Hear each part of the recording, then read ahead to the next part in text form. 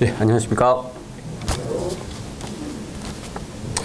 저는 인덕원교회에서 주님을 섬기고 있는 성재용 형제입니다. 제 나이는 올해 34살입니다. 그리고 고향은 충청도 칠갑산으로 유명한 청양이라고요. 청양고추 유명하죠. 그런 곳에서 태어났습니다. 주님을 만난 것은 2006년 12월경.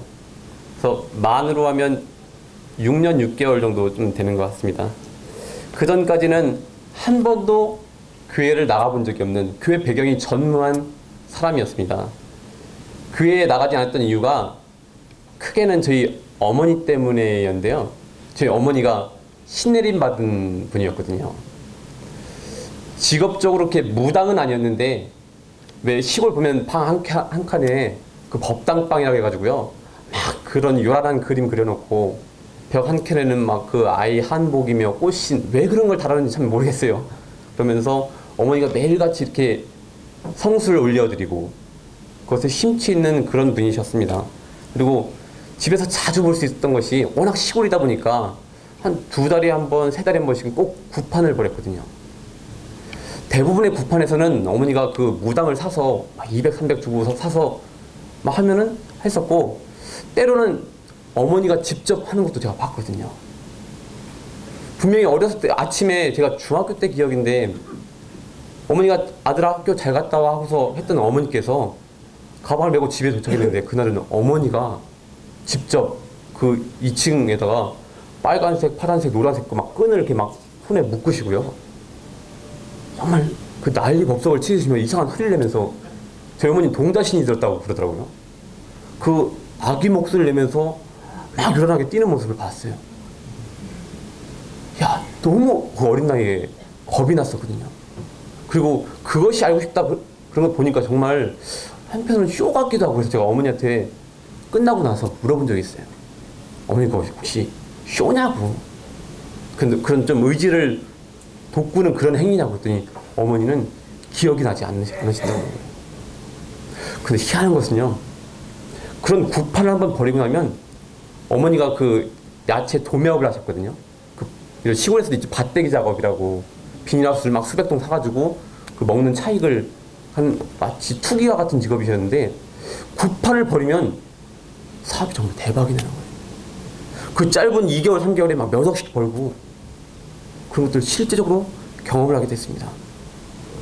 그러면서 어머니가 저희에게 어렸을 때부터 꼭 당부했던 말이 뭐였냐면, 아들아, 교회 가지 말라는 거예요. 교회 가면 어머니 안에 있던 그 신이 노해서 집안에 망조가 된다는 거예요. 집안이 망하거나 아픈 사람이 생기고 죽는 사람이 생긴다는 거예요. 그 어머니 돌아가셨거든요. 근데 사실 지금 생각해보니까 어머니가 하나님과 예수님에 대한 존재를 모르셨던 것 같아요. 교회를 한번 나온 적이 없었으니까. 그런데도 그 모르셨던 분이 교회는 가지 말라고. 어쨌든 그 말을 들었습니다. 왜냐하면 집안이 이렇게 잘 되고 있고 교회에 가면 누군가 집안에서 죽게 된다니까 무서워서 안 갔습니다. 제가 교회 가지 않았던 배경이에요. 두 번째는 제가 시골에서 5대 독자 아들로 태어났습니다. 아주 귀한 씨예요, 제가. 그렇기 때문에 어머니가 아낌없이 후원을 해주셨어요. 아들 하나라고. 꼴리지 말라고. 그리고 제가 대학교 전공이 체육을 전공했습니다. 그리고 전공이 스키 전공. 잘 놀았습니다. 겨울철만 되면 스키장 가서 스키 강사하면서, 그리고 여름에는 스쿠바로 다니고 아주 잘 놀았기 때문에 아낌없이 후원해주고 대학교 때 차 끌고 다니면서. 그러니까 굳이 어떤 절대자에게 의존할 필요가 없고, 사실은 굳이 내 인생 지금도 행복한데 뭐 그런 필요를 못 찾았던 것 같아요. 그러다가 대학교 4학년 때 저희 집에 어마어마한 일이 터지게 되는데, 어머니께서, 저희 집은 사실은 어머니 수입이 아버지 수입의 10배는 넘었거든요. 그러니까 집안이 어머니의 힘으로 진행되는 집이에요. 그런 어머니께서 대학교 4학년 때 6개월 췌장암 시한부 선고를 받습니다. 집안에 난리가 났습니다. 온 집안의 기둥이었던 어머니가, 슈퍼맨과 같은 어머니가 쓰러지신 거예요. 그러다가 어머니가 6개월 시한부 선고를 받으셨는데 그래도 그 투병 생활 하시면서 1년 정도 사셨어요. 근데 제가 기억하기로는 돌아가시기 한 2달 전쯤에 이제 병원에서도 9차 항암까지 이렇게 했었거든요. 10차 이렇게 했는데 병원에서도 이제는 그런 마약 같은 진통제 있잖아요.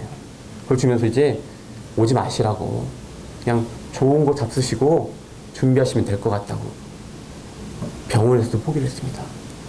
근데 어머니는요, 죽음에 대한 끈을 놓지 못하고 믿는 거에 대해서 또 따라가는 거예요. 그게 뭐냐면 깊은 산속 아주 영험한 곳에 들어가서 겨울철이었거든요. 아들 저랑 외할머니랑 같이 3분 들어가서 그런 초가집 같은 데서 정말 얼음 깨면서 장작 패면서 그렇게 지냈어요. 왜 갔냐면 거기에 커다란 영험한 바위가 있거든요. 그 아픈 몸을 이끌고 그 눈에 막 황달이 차고 복수가 차는 그 몸을 이끌고 죽음에 대해서 그 두려움 때문에 또 믿는 바에 따라 그걸 가게 된 거예요. 열심히 두드리고 열심히 빌었는데도 결국엔 몸이 초췌하게 죽어가고 있었습니다. 돌아가시기 2주 전에 저한테 해줬던 유언이 있었습니다. 유언 뭐 그냥 지나간 소리 해주셨는데,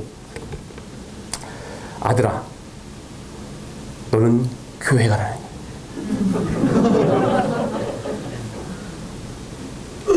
교회 가지 않으면 자신에게 있던 이 신이 대물림한다는 거예요. 그 소리를 듣고 깜짝 놀랐어요. 분명 살아가는 자녀에게 자신이 믿고 있는 것이 확신이라면 아들아 너 이거 믿어라 이렇게 할 텐데, 죽음 앞에서는 어머니께서 교회 가라는 거예요. 어렸을 땐 교회 가지 말라고 그렇게 하더니 죽음 앞에선 그분께서 교회 가라고 하셨다. 약간 아이러니했습니다. 그러다가 어머님께서 정말 처절하게, 어머니 키가 168에 뭐 몸무게 60 이 정도 되셨거든요. 건장하셨는데 정말 처참하게 돌아가셨어요. 그리고 한 달 뒤에, 그때 어머니 나이가 50세에 돌아가셨거든요. 50세 1년 정도 암투병하고 돌아가셨고, 정확하게 한 달 뒤에 아버지는 집에서 농약을 드시고 자살하셨어요.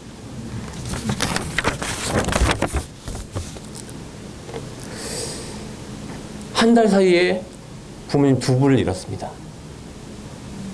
그리고 그 전까지만 해도 별다른 어려움 없이 인생을 행복하게 살았던 제가요, 부모님을 잃고 나서 마음 가운데 빈 공간을 발견하게 됐어요.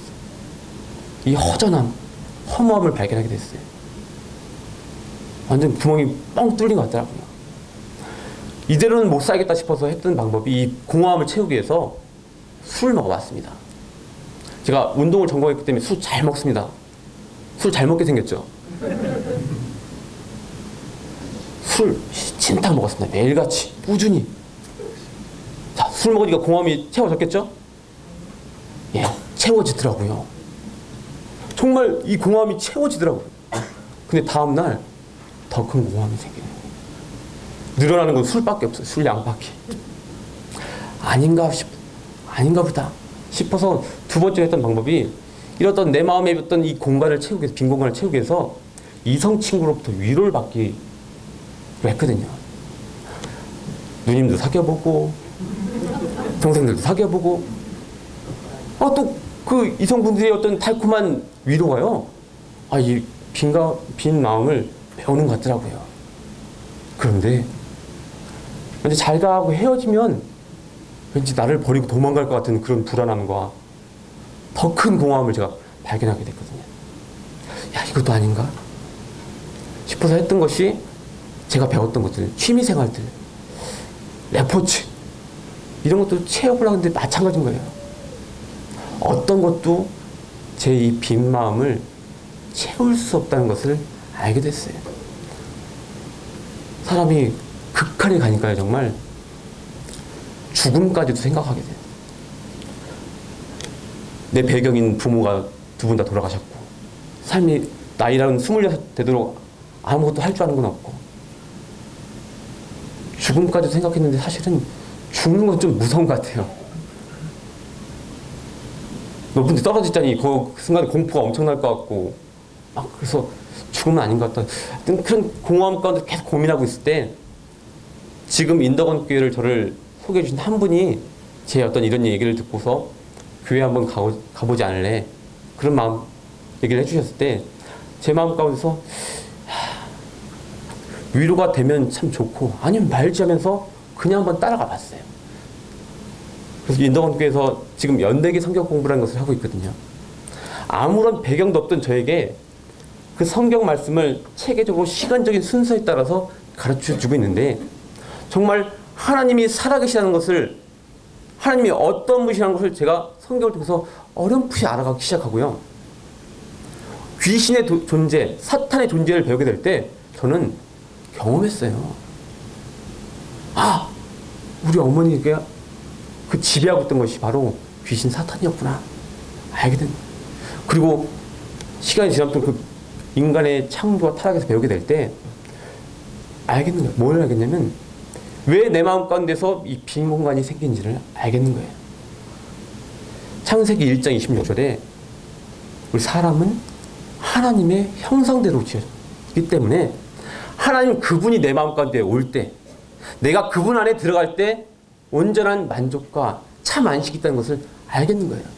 저는 이 마음의 빈 공간이 부모를 잃은 것에서 생긴 빈 공간인 줄 알았는데 사실은 하나님 없는 빈 공간이라는 것을 알게 됐습니다. 마치 장갑은 손 모양이잖아요. 장갑 안에 이 손이 들어가야 제 역할을 할 수 있는 것처럼 암만 이 장갑을 머리에 쓰고 발로 써도 제 역할을 할 수 없어요. 근데 인간도 마찬가지로 우리가 하나님 안에 들어갈 때 제 역할을 할 수 있다는 것을 알게 됩니다. 그리고 그 성경 공부를 통해서 제가 얼마나 하나님 없이 살았을 뿐만 아니라 우리 가족은 우상을 숭배했던 가족일 뿐만 아니라 그 10계명을 통해서 듣는데 5계명에 내 부모를 공경하라는 말씀이 있었어요. 저희 아버지는 무능력하시고 시골에서 술주정뱅이였고요. 가족을 어렵게 하는 분이었습니다. 그런 분 때문에 우리 집안이 매일같이 불행하고 싸움이 일어났기 때문에 어렸을 때 생각해보면 우리 아빠 때문에 심지어는 이런 아빠 없었으면 좋겠다. 더 나아가서는 죽었으면 좋겠다는 생각도 했었거든요. 근데 말씀을 듣는데 말씀이 제 마음 가운데 임하니까 제가 하나님 앞에 얼마나 극악한 죄인이었는지 얼마나 하나님을 대적하며 살았는지 그리고 이대로 죽으면 어떻게 되는지 알겠다는 거예요. 뿐만 아니라 지나가는 여학생들 보면 막 짧은 치마 입은 사람들 보면 막 눈 돌리고 그런 모든 것들이 하나님을 떠나서 발생한 죄의 증거라는 것들을 알게 됐고 그런 저에게 남아있는 길이 영원한 심판이라는 것을 알게 됐습니다. 너무 두려웠어요. 살려주세요라는 얘기가 제 마음까지 나오게 됐는데 그 마지막 복음을 들을 때 예수님께서 세상 죄를 지고 가는 하나님의 어린 양이었다는 말씀 그리고 다 이루었다는 말씀 더 나아가 하나님께서 아들 예수님을 한 번도 분리된 적이 없던 그 아들 예수님을 버릴 수밖에 없었던 그 이유가 하나님 나를 어찌하여 버리셨나이까 그 말씀이 범죄한 인생들을 살리기 위해서 하나님이 우리를 얼마나 사랑하셨길래 그 아들을 버리셨는가라는 그 말씀을 들으면서 제 마음 가운데 자유함이 생기기 시작했습니다. 정말 이 장갑 안에 손가락인 장갑 안에 정말 손이 딱 들어가서 만족감을 얻는 것 같았어요. 그러고 나서 신기한 경험들이 생기기 시작합니다. 저는 정말 운동한답시고 까불까불 돌아다니면서 친구들하고 막 싸움도 하고 돈도 뺏고 막 술, 담배도 많이 하고 그건 제 가운데 주님을 영접한 뒤로 정말 삶이 180도 틀려진 거예요. 제가 구원받기 전에 잘했던 행동이 있습니다. 뭐였냐면 담배 피고 나서 마지막에 탁 하면서 휴지통에 딱 꼬린대요. 그런데 제가 누가 시키지도 않았는데 제가 핀 담배도 아닌데 다른 사람이 핀 담배 꽁초를 주워서 제 주머니에 집어넣고 그걸 휴지통에 넣는 모습을 보면서 야, 나 진짜 달라졌나 보다. 그렇게. 그리고 제가 체능이잖아요. 체능 전통적으로 머리 안 좋게 소문났습니다. 제가 26년 평생 동안 완독해본 책이라고는 사실 무협지를 제외하고는 한 권도 없습니다.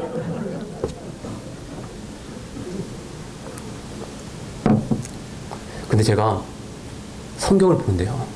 성경이 읽혀지기 시작하는 거예요. 읽혀질 뿐만 아니라 이것이 마치 대화인 거예요. 대화. 전능하신 하나님과 이 작은 존재가 대화하기 시작하는 거예요. 성경 참 많이 읽었던 것 같아요. 무배경이다 보니까 그냥 닥친 대로 읽었던 것 같아요. 이해 안 되고 막 넘기고 막 1년에 4도 5도 하고요.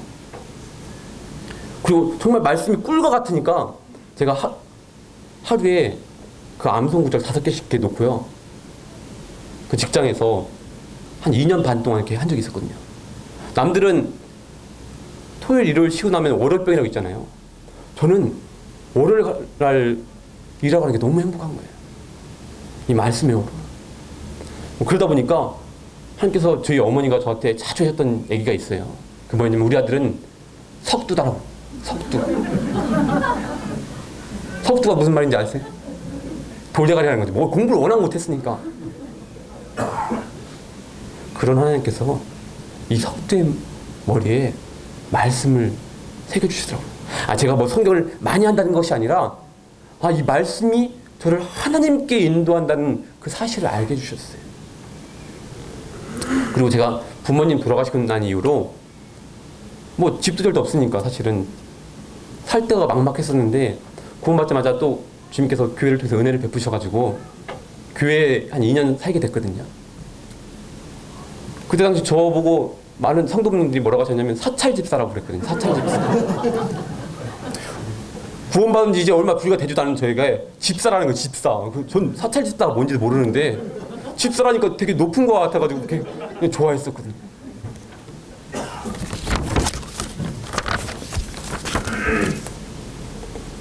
그러면서 그 교회 안에서 참 많이 배웠던 것 같아요. 아무것도 배경도 없던 형제가 교회 안에 살면서 그 아침에 형님들 같이 6시 일어나서 같이 기도하는 모습 보면서 왜 아까 말씀 나온 것처럼 사람이 하라고 하는 대로는 안 해도 본대로 한다고 그러잖아요. 아침에 같이 기도하면서 정말 그 모습 보면서 너무 좋은 모습인 거예요. 그대로 따라하게 됩니다. 그래서 제가 지금 아침에도 기도하는 모습이 그때 당시 형제님이 기도할 때 가만히 이렇게 기도하는 것이 아니라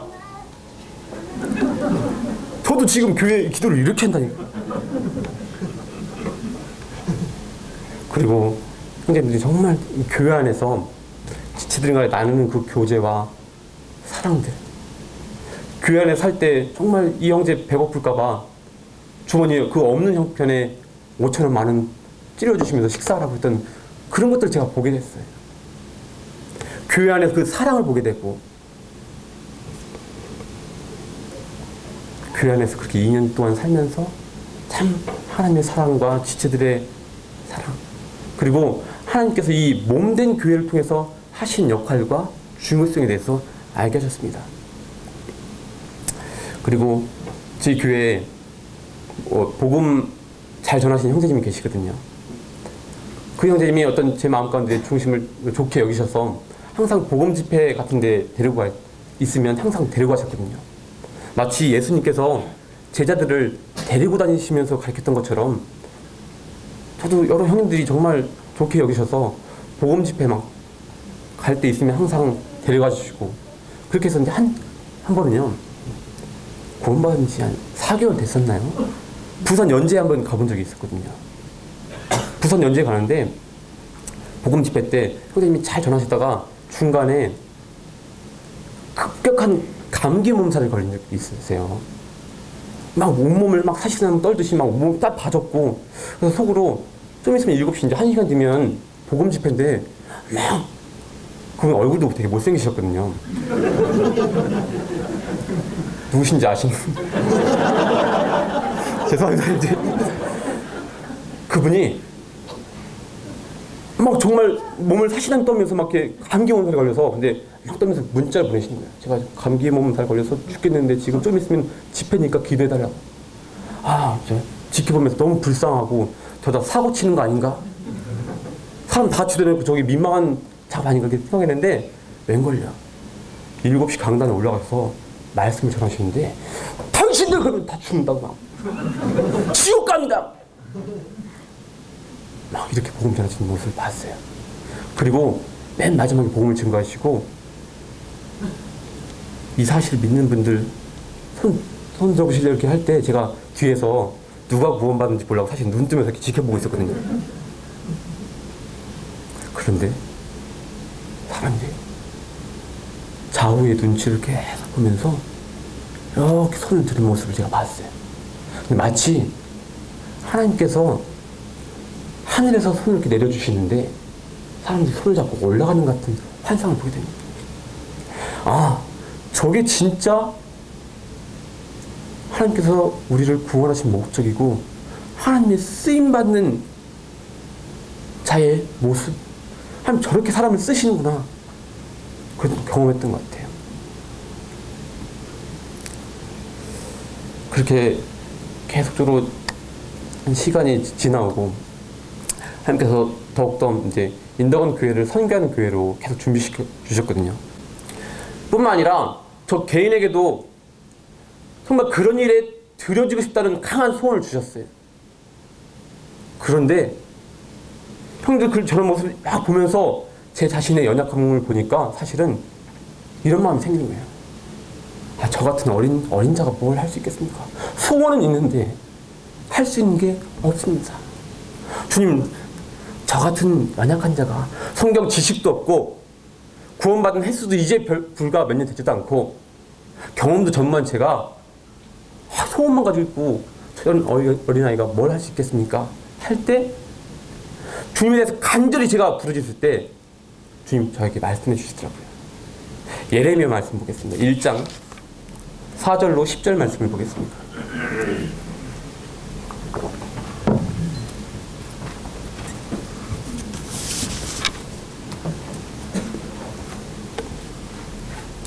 예, 구약성경 1050페이지죠. 예레미야 1장 4절로 10절 말씀입니다. 네, 제가 읽겠습니다. 여호와의 말씀이 내게 임하니라 이르시되 내가 너를 모태 짓기 전에 너를 알았고 내가 배에서 나오기 전에 너를 성별하였고 너를 여러 나라의 선지자로 세워놓으라 하시기로 내가 이르되 슬프도소이다 주 여호와여 보소서 나는 아이라 말할 줄을 알지 못하나이다 하니 여호와께서 내게 이르시되 너는 아이라 말하지 말고 내가 너를 누구에게 보내든지 너는 가며 내가 내게 무엇을 명령하든지 너는 말할지니라. 너는 그들 때문에 두려워하지 말라. 내가 너와 함께하여 너를 구원하리라. 나 여호와의 말이니라 하시고 여호와께서 그의 손을 내밀어 내 입에 대시며 여호와께서 내게 이르시되 보라 내가 내 말을 내 입에 두었노라. 보라 내가 오늘 너를 여러 나라와 여러 왕국 위에 세워 네가 그것들을 뽑고 파괴하며 파멸하고 넘어뜨리며 건설하고 심게 하였느니라 하시니라. 제 마음 가운데 저는 어린아이입니다. 저 같은 아이가 무엇을 할 수 있겠습니까? 할 때 하나님께서 저에게 주셨단 말이에요. 내가 너무 어린아이인 거 안다. 그러나 너는 내가 보내면 가면 되고 말아가면 돼. 네 힘으로 하는 것이 아니라 내 말을, 하나님의 말씀을 이 작은 자의 입에 두시겠다고 하는 그 말씀에 대한 확신으로 제가 하나님 앞에서 저희 구원받은 성도들이 삶 가운데서 가장 확신 있게 사는 태도가 무엇인지를 알겠어요. 하나님의 말씀과 하나님의 약속과 하나님의 임재가 작은 자의 마음을 두려움 가운데서 정말 확신의 삶 가운데로 옮겨주셨습니다. 저는 이제 구원받은 지 6년 6개월, 영적으로 너무도 어린 아이입니다. 하지만 이 어린아이가 한 가지 확신하는 것이 있는데 그것은 무엇이냐면 아빠 믿으면 된다는 거예요. 우리 아버지 신뢰하고 나가면 된다는 겁니다. 신실하신 하나님을 제가 성경에서 배우고 삶 가운데서 깨달았습니다. 제가 지금까지 제 이력으로 보자면 구원받자마자 형들 쫓아다녔던 것들, 그리고 교회 내에서 한 3년 정도 CTA라는 그 훈련을 받았던 것, 주일학교 교사 리더 4년간, 학생부 리더 3년간, 그리고 3년 전부터 교회 내에서 학생들과 청년들에게 복음 전했던 것들, 그리고 소그룹에서 맡겨진 영혼들에게 목양하는 것들, 어찌 보면 이것이 제 이력의 전부입니다. 너무도 미약한 자입니다. 아무것도 할 수 없는 자를 하나님께서 세워주시고, 더 나아가서 이제는 저희 어머니처럼 거짓된 거에 현혹돼서 멸망 가운데 죽어가던 영혼들에게 하나님의 말씀을 전하라고 제 발걸음을 인도해주고 계십니다. 마음 가운데 두려움 너무도 많습니다. 하지만 하나님께서 요한일서 말씀처럼 사랑 안에 두려움 없고 온전한 사랑이 두려움을 내어줍니다. 주님의 사랑은 두려움이 없는 것이고, 내가 혹 두려움 가운데 있다면 그는 주님을 떠나 있다는 것을 알게 하셨습니다.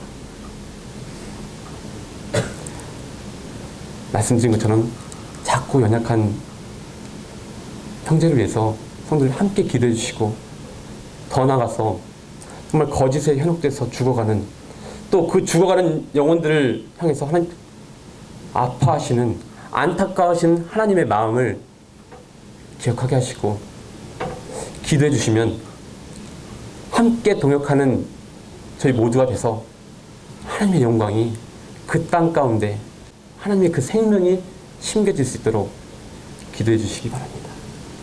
제가 먼저 가서 그들에게 제가 받은 사랑과 생명과 확신을 전달하러 가겠습니다. 기도해 주십시오. 감사합니다.